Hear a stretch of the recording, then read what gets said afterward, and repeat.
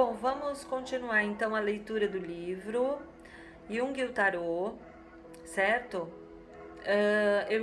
Eu passei agora para a página 75, nós estamos no capítulo do Mago.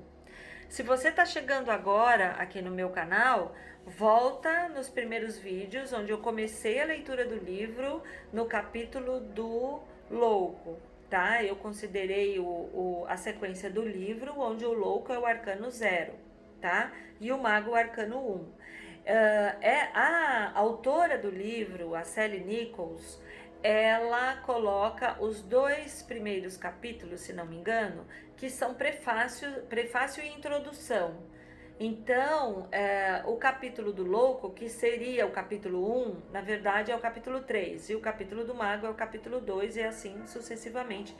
Ela faz uma analogia de todo o trabalho do Jung, um grande psicanalista, estudioso da psique humana. Ela faz uma analogia das cartas do tarô e das figuras arquetípicas dos 22 arcanos maiores com o estudo de Jung, certo? Então vamos continuar na página 75.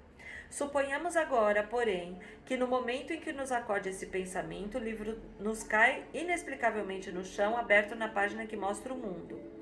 Todos provavelmente concordaríamos em que a correspondência entre o pensamento interior e o acontecimento exterior foi uma coincidência milagrosa que transcende as categorias lógicas de espaço e tempo, causa e efeito, oferecendo-nos tal vislumbre inesperado do mundo transcendente. Nosso mago interno teria descarrilado temporariamente o nosso trem mecanístico de pensamento e oferecido uma experiência espiritual do permanente, além de todas as categorias feitas pelo homem.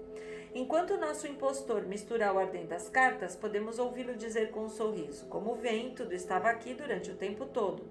É apenas porque a sua abertura de percepção é uma fenda tão estreita que você experimenta acontecimentos em sequência, um por um. Vamos, dê outra espiada no mundo com os grandes olhos redondos dos meus óculos mágicos, diria o mago. Toda vez que um evento sincronístico irrompe em nosso mundo complacente, ordenado, sacode-nos até os ossos e nos faz olhar para o mundo com grandes olhos redondos à procura do seu possível significado. Em seu trabalho pioneiro neste campo, Jung definiu a sincronicidade como coincidência significativa.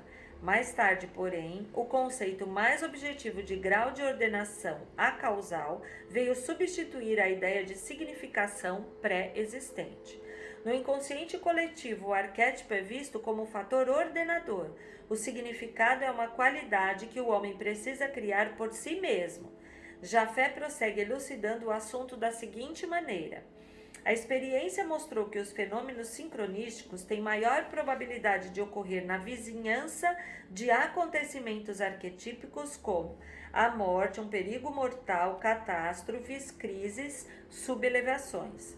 Também se pode dizer que no paralelismo inesperado de sucessos psíquicos e físicos que caracteriza esses fenômenos, o arquétipo psicoide paradoxal se ordenou.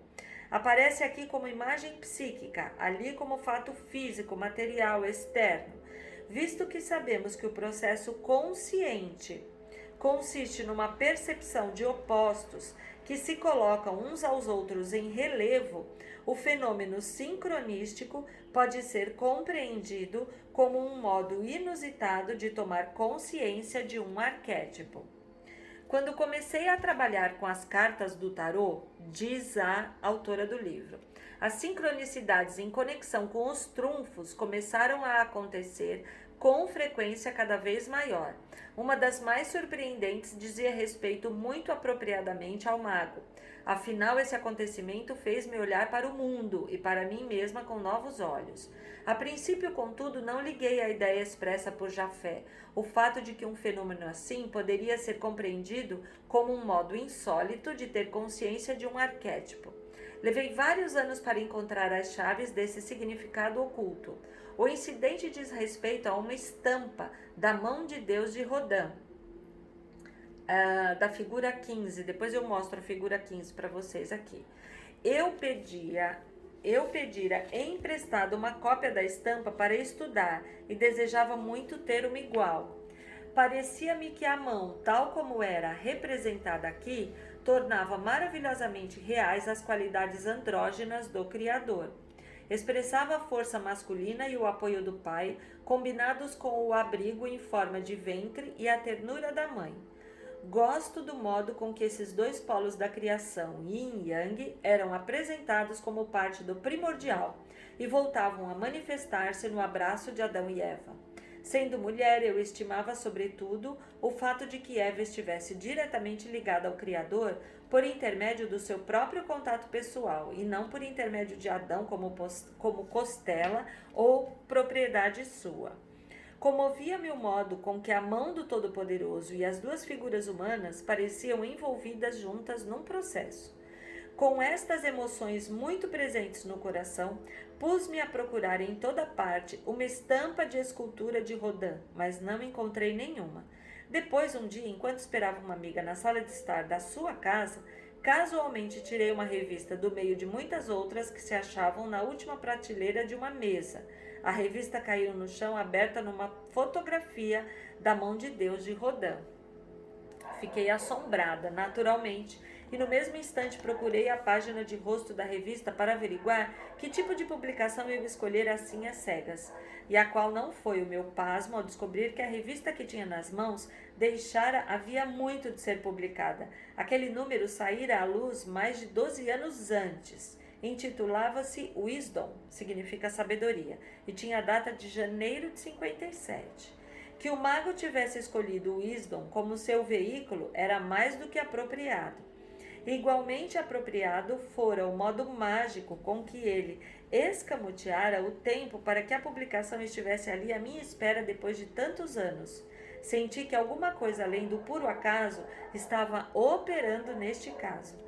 Não senti que o meu desejo de possuir a estampa causara o seu aparecimento, mas senti que esse evento sincronístico devia conter uma mensagem especial para mim. É gostoso ouvir esses relatos, né? Não há dúvida de que eventos sincronísticos ocorrem com muito maior frequência do que compreendemos, e é claro, todos se revelariam dignos de reparo se pudéssemos, pelo menos, aprender a ser mais atentos. Felizmente para mim, para a autora, o milagroso aparecimento da estampa de Rodin não poderia escapar à minha atenção, nem sepultar-se nas trivialidades dos dias e semanas que se seguiram. Senti que a mão de Deus me oferecera preciosa introvisão, mas eu estava perplexa sem saber como decifrar a mensagem. Isso exigiu de mim um ano de de ensaio e erro. Ok. Isso exigiu de mim um ano de ensaio e erro para entrar em contato com o significado pessoal da experiência. Mas como só acontecer com esses sucessos milagrosos, o esforço para sintonizar-lhe o significado especial revelou-se recompensador. Uma vez que os acontecimentos sincronísticos são um dos modos com que o nosso mago interno melhor se comunica conosco, é importante aprender a decifrar-lhe a linguagem oculta. Como faz uma pessoa para decifrar um acontecimento sincronístico a fim de determinar o significado? Cada um de nós precisa encontrar o jeito próprio de fazê-lo. Partilho aqui algumas de experiências pessoais, esperando que algumas técnicas que envolveram através delas sejam úteis a outros. Esses acontecimentos me ensinaram muita coisa acerca dos usos e abusos da magia. Quando comecei a escrever sobre as cartas do tarô, ocorreram vários incidentes como o que acabo de descrever, em que uma gravura ou uma informação de que eu precisava me foi magicamente oferecida. A princípio, fiquei tão excitada com as circunstâncias exteriores de cada evento e tão fascinada pela milagrosa ocorrência que perdi de todo as suas implicações mais profundas. Senti que tais acontecimentos indicavam tão somente que eu estava destinada a ter a gravura ou a informação em tela. Senti que a vida devia estar dizendo sim ao meu desejo de escrever o livro. As conclusões não eram desarrazoadas, mas o fato é que evitavam as implicações mais pessoais e emocionais dos acontecimentos. Em resultado disso, fiquei fascinada com a magia externa dos eventos, em lugar de sentir-me impelida a estabelecer um contato emocional com o seu possível significado. Quando as sincronicidades entraram a ocorrer com frequência cada vez maior, comecei a ficar cada vez mais enfeitiçada por elas. Não demorei a desenvolver uma noção bem empolada a respeito das minhas próprias qualidades mágicas. Pus-me a imaginar senhora de poderes singulares de atração em todos os sentidos da palavra. Certos chavões apropriados a esse estado de espírito matraqueavam no meu crânio. Preciso viver direito, estou em tal, etc. Eu não alimentava exatamente a noção de que o Todo-Poderoso era meu copiloto, mas estava principiando a sentir-me preciosa e especial. Felizmente, antes que eu decolasse inteiramente para a estratosfera, esbarrei na seguinte advertência oportuníssima de Jung: os milagres só empolgam o entendimento dos que não podem perceber o sentido. São meros substitutos da realidade não compreendida do espírito. Isso não quer dizer que a presença viva do espírito não é ocasionalmente acompanhada de maravilhosos acontecimentos físicos. Desejo enfatizar apenas que tais acontecimentos nem podem substituir o espírito, nem podem provocar a compreensão deste, que é a única coisa essencial. Isso é um trecho, tá, de um escrito de Jung.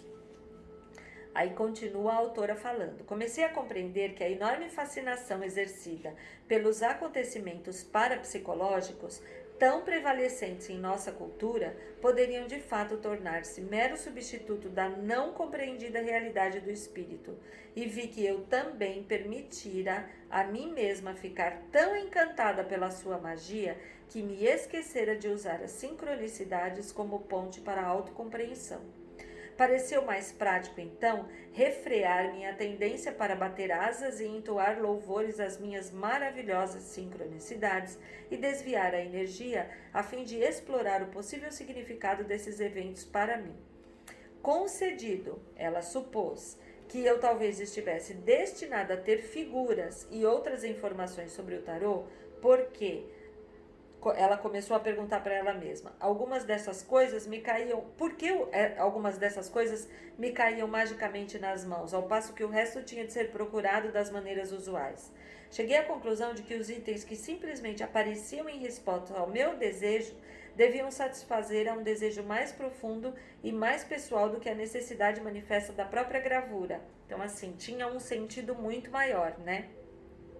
Aplicando essa introvisão especificamente ao aparecimento milagroso da gravura da mão de Deus, ela se pôs a fazer esse tipo de pergunta: que deficiência ou potencial não reconhecido da minha vida representa essa estampa? Em que ponto da minha vida diária anseio que a mão de Deus toque? Naturalmente, as respostas a tais perguntas são tão pessoais que chegam a ser quase incomunicáveis, mas faz sentido. Então ela foi a fundo para ela buscar o autoconhecimento dela, que isso é o que eu sempre falo bastante, assim, que eu comento bastante, inclusive com os meus alunos.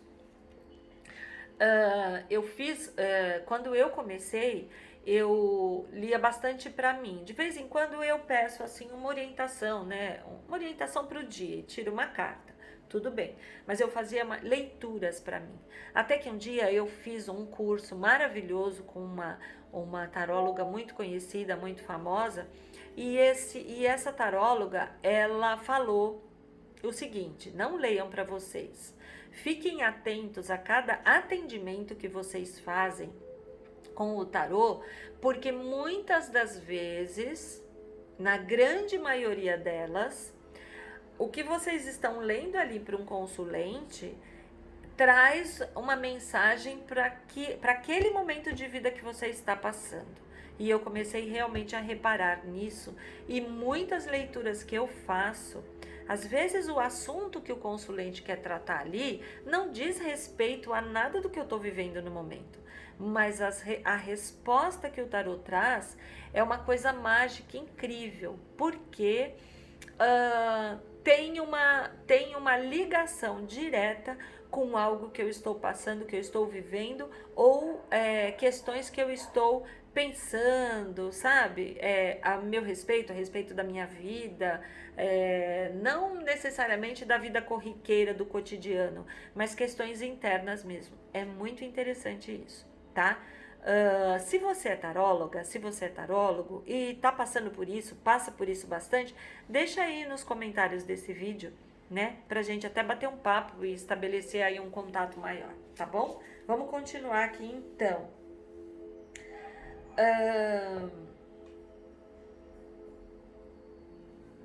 Eu me perdi aqui para saber onde que ela parou. Continuando então. Embora esse incidente tenha ocorrido há vários anos, escrevo sobre ele no presente, pois continuam a desdobrar-se camadas da sua significação oculta. Estou descobrindo que à medida que diminui a minha confusão diante da mágica, entre aspas, das sincronicidades, fico mais livre para entrar em contato com as introvisões que elas têm para oferecer. Em outras palavras, como acontece com a gravura de Moisés tirando a água. Quando a sede do povo está no quadro, o mago não pode ser central. Juntos criam o milagroso evento que a ambos transcende, mas que ao mesmo tempo tem os pés bem fincados na boa terra da realidade humana. De acordo com Jung, quando ocorrem sincronicidades, a razão é porque um poder arquétipo foi ativado. Visto que os trunfos do tarô simbolizam tais poderes, é compreensível que estimulem acontecimentos desse gênero. Se você estiver mantendo um caderno de apontamentos do tarô, olha aí a dica. Talvez seja útil registrar toda e qualquer experiência dessa natureza que aconteça. Aqui se sugerem umas poucas maneiras de chegar ao sentido oculto desses eventos milagrosos. Você, sem dúvida, descobrirá muitos outros. Um modo de começar é formular as espécies de perguntas acima sugeridas. O que em mim necessitava desse acontecimento? Que deficiência ou potencial em mim representa isso? Você pode querer escrever quaisquer respostas que lhe venham à mente. Procure captar com palavras o sabor das pessoas ou objetos envolvidos na sincronicidade. Deixe a caneta vagabundear como quiser, em versos ruins, em versos livres, disparates mais livres ainda. Procure rabiscar ou desenhar casualmente quaisquer formas ou figuras que surjam na sua tela interior. Compreenda que nessa tentativa não visa nenhuma realização artística. Se você não tem talento, tanto melhor, pois não se sentirá tentado a buscar a perfeição e poderá divertir-se brincando com seus sentimentos de forma despreocupada. Ou seja, ela fala pra gente fazer aí desenho, escrever, não importa se a gente sem se preocupar com questão de estou escrevendo errado, estou escrevendo certo, estou desenhando certo, errado, não importa. O que vale é a gente trazer o que está dentro do nosso mundo interno para fora, através de uma pintura, através de um desenho, através de um texto que a gente quer escrever, né? O que está vindo, a gente simplesmente escreve. Né? Eu gosto muito de trabalhar com os meus clientes, nos meus atendimentos, com a escrita. Para muitos clientes, para muitas clientes, eu sempre falo, faz um caderno, faz anotações. De repente, você tá, para quem mora em São Paulo, eu atendo muitas pessoas da cidade de São Paulo. Às vezes a pessoa está no metrô e ela tem um clique, tem um insight a respeito de uma situação, a respeito de um assunto, de um problema, enfim, de algo que ela está vivendo, vivenciando ou vivenciou. É importante ter um caderno, porque ali ela pode escrever. Hoje em dia a gente tem o celular, tem o bloco de notas no celular, mas o gostoso é escrever, porque é a condição humana, entende? A gente sai um pouquinho dessa coisa de digitar. E escrever é uma coisa que mexe com os nossos sentidos. Por isso que é importante escrever. Eu gosto mais ainda de escrever a lápis. Os meus cadernos de manifestação, de percepções, onde eu escrevo como é que eu me sinto, como é que eu estou me sentindo naquele dia e tudo mais, o nível da minha vibração, do meu teor vibracional, eu gosto sempre de escrever a lápis. Né? Eu tenho vários lápis, eu tenho várias lapiseiras, porque eu gosto de escrever a lápis, eu me sinto melhor, não sei, melhor do que a caneta. A caneta eu deixo para outras coisas. Às vezes um acontecimento sincronístico não se presta a nenhuma abordagem acima. Nesse caso, podemos ocasionalmente chegar à sua mensagem retrospectivamente, pela simples observação do que realmente aconteceu depois do evento sincronístico, se é que aconteceu alguma coisa. Mais uma vez, uma experiência pessoal servirá para ilustrar. Então, ela vai contar outra experiência dela. Isso ocorreu há muitos anos em Zurique, na Suíça, onde eu fora fazer análise pessoal e estudar. O meu mago se encontrava naquele dia com o mais manhoso dos humores, pois fosse como fosse, conseguiu fechar-me dentro do meu apartamento no momento exato em que eu me dispunha a sair para ir ao consultório do analista. Quando na semana seguinte contei a estranha coincidência ao terapeuta, já antecipava em resposta um discurso profundo sobre o significado da sincronicidade. Ao invés disso, o médico caiu na gargalhada. Quando pôde falar outra vez, fez-me uma pergunta significativa. Em vez disso, o que foi que você fez do seu tempo? Interessante. Ficou presa no apartamento para que ela utilizasse o tempo dela de alguma forma, né? Muito interessante. Eu também trabalho com barras de Axis, né? E tem uma técnica em Axis que são as perguntas. Eu quero deixar aqui né? Fazer uma propagandinha. E tem perguntas em Axis que você faz e realmente surge a resposta assim. Sem esperar, sem apego sempre, né? Sem um ponto de vista fixo, como a gente costuma dizer em Axis, mas assim, que consciência se requer aqui para que eu... que consciência que se requer aqui? Por exemplo, você ficou presa no apartamento e você tinha que sair, né? Que consciência que se requer aqui para que eu tenha a oportunidade de sair e realizar aquilo que eu quero realizar? Que consciência que se requer aqui, nesse momento? Então, é interessante fazer esse tipo de autoanálise, né?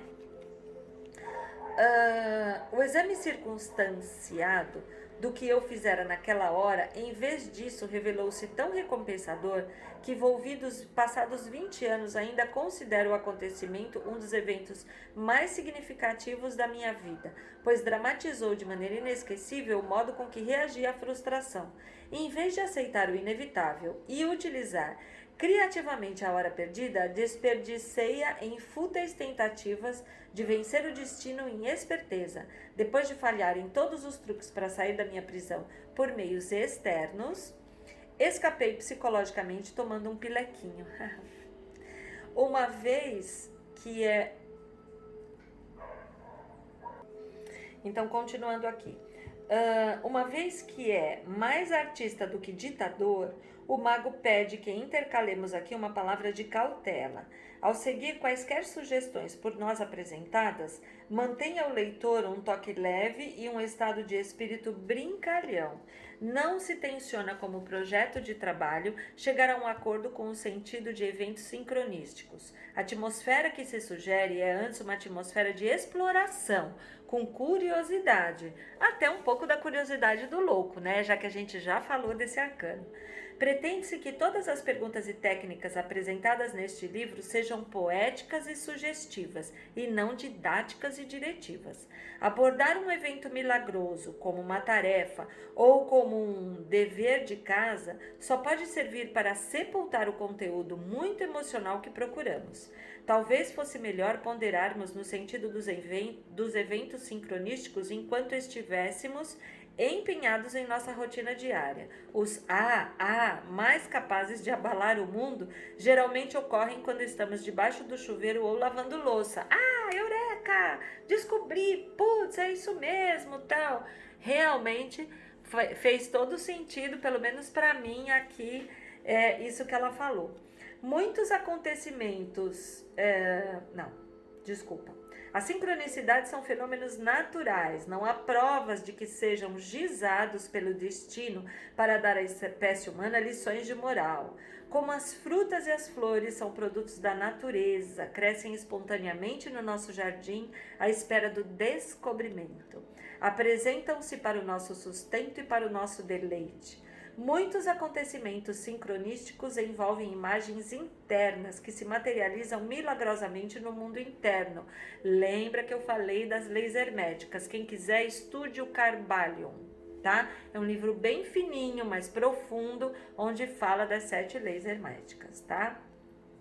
Todas as imagens tendem a materializar-se dessa maneira, da sua natureza procurarem expressão na realidade externa.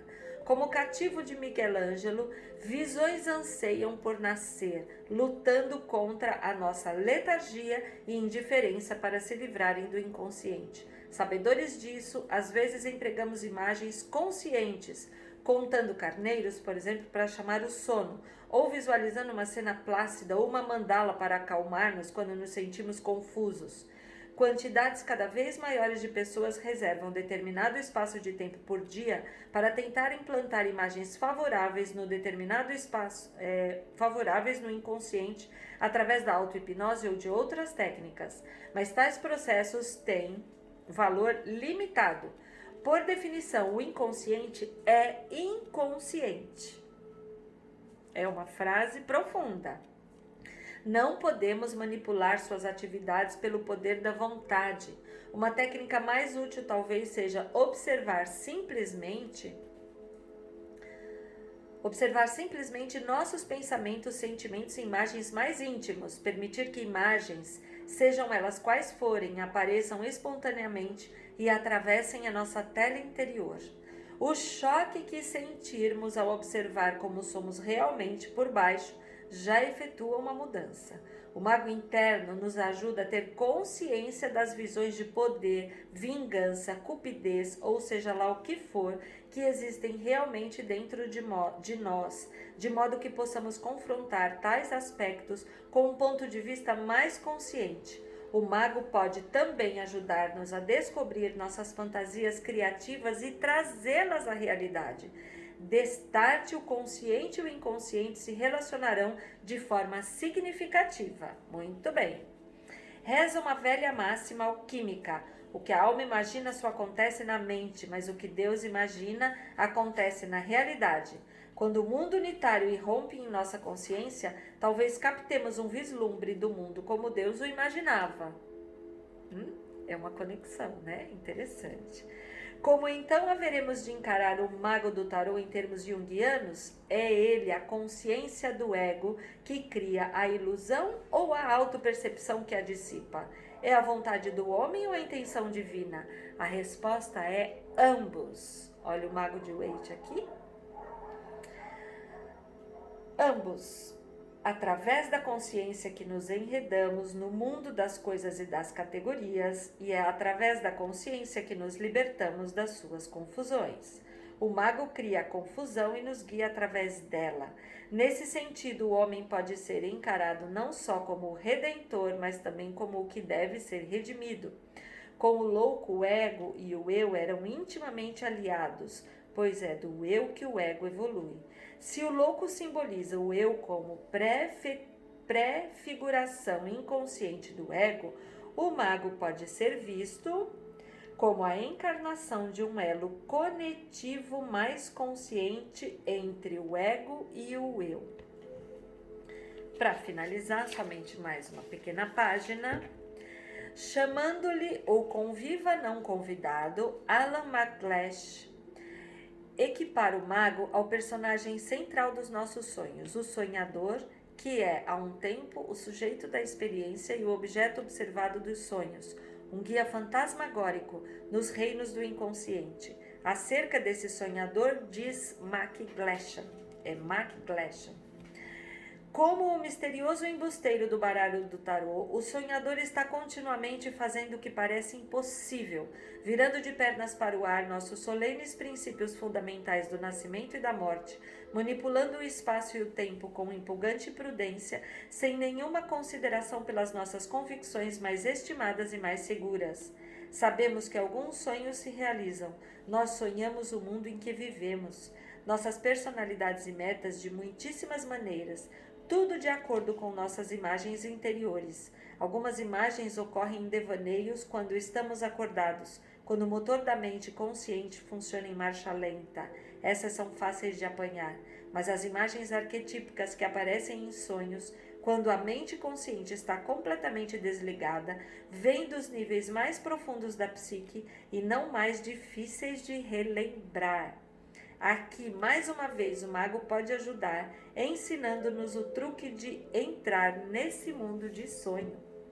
O primeiro passo, naturalmente, é recordar os nossos sonhos. Para aqueles que não sonham, é útil substituir esse pensamento negativo por uma atitude de esperançosa expectativa. Muitas pessoas que não sonham descobrem que o fato de ter um lápis e um pedaço de papel à cabeceira da cama costuma estabelecer uma conexão entre a consciência diurna e o mundo dos sonhos.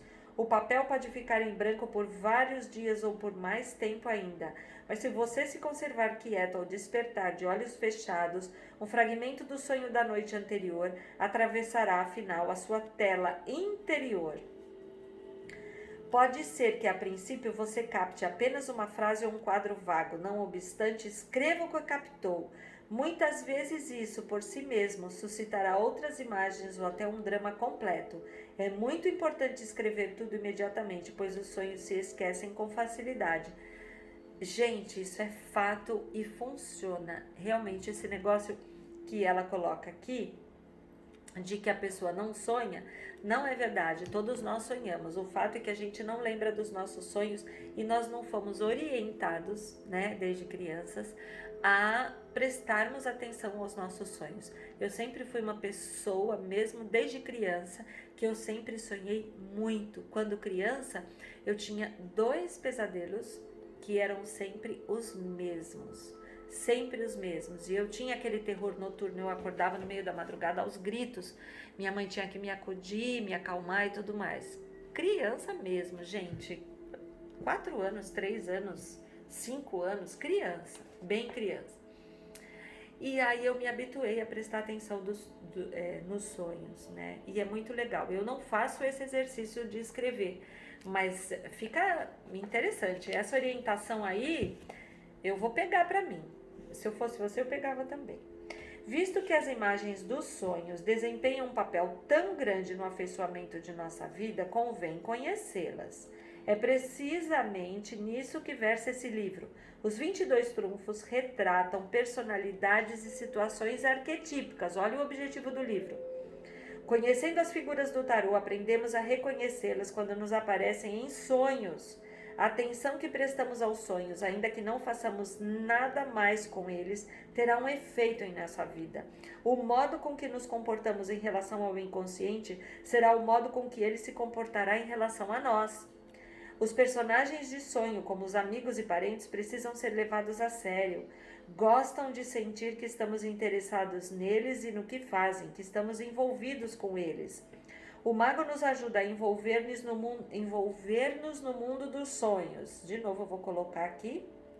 Ao passo que o louco vagueia de vez em quando pelo nosso mundo, entrando e saindo dele, o mago se posta diante de nós. O louco pode nos trazer sonhos aparentemente impossíveis, mas o mago os colocará sobre a mesa a fim de examiná-los. É ele quem nos ajuda a fazer com que nossos sonhos se realizem. Todos compartimos do poder mágico do mago. Nosso é o potencial de iluminação e empreendimentos ainda não sonhados. Nosso é também um poder destrutivo de gigantescas proporções. Podemos fazer explodir o planeta, podemos sepultá-lo, a ele e a nós, debaixo do peso de 1 bilhão de bugigangas de plástico. Ou podemos amar e proteger o nosso meio natural e a humanidade. A escolha é nossa. Talvez na medida em que o nosso mago interior nos tornar conscientes dos sonhos que sonhamos, nossos pesadelos nunca precisarão realizar-se. Termino aqui, junto com vocês, num vídeo mais longo, a leitura do capítulo O Mago, do livro. Deixa eu mostrar a capa aqui para vocês. O meu livro tá velhinho, eu comprei num sebo e a capa caiu, soltou aqui, depois eu vou colar. Jung e o Tarô, da Sally Nichols. Quem quiser, compra no sebo, vai pagar baratinho, tá? Vai até o sebo ou entra nos sites de sebos virtuais, sebos online, tá? Nós acabamos de ler o capítulo do Mago, vamos passar para o próximo capítulo, que é o Arcano 2, a Sacerdotisa, e eu no vídeo retrasado, né, num dos vídeos anteriores, eu falei de um livro que ajudaria bastante, quando eu li o meio, mais ou menos, do capítulo do Mago, onde eu falei que tinha um livro que é muito fácil de compreender essa questão de sombras, tá? Tem muita gente que por desconhecimento, ignorância no sentido da palavra, fala, ai, eu não tenho sombra, credo, Deus me livre, lado sombrio, já pensa em algo ruim, algo negativo e já joga para debaixo do tapete. Eu gostaria de deixar aqui para vocês a dica de um outro livro. Esse livro eu não vou ler aqui, porque ele é muito fácil de entender. É este livro aqui, olha, O Efeito Sombra, escrito pelo Deepak Chopra, um grande médico e filósofo, Debbie Ford e Marianne Williamson. Eu acho que as duas são psicólogas, tá? E eles escreveram esse livro falando do poder escondido na nossa verdade. É um livro muito legal, você também pode comprar no sebo. Leia, esse livro vai fazer você começar a se autoconhecer. Se você nunca foi atrás dessas questões de autoconhecimento, é um livro interessante para você começar a se compreender, se entender melhor, tá bom? Ele me ajudou muito numa época da minha vida. Eu estava fazendo terapia, mas aí eu aprofundei e foi muito bom mesmo, até para terapia, até para concluir e fechar todas as questões na terapia. Muito obrigada a você que esteve aqui assistindo esse vídeo.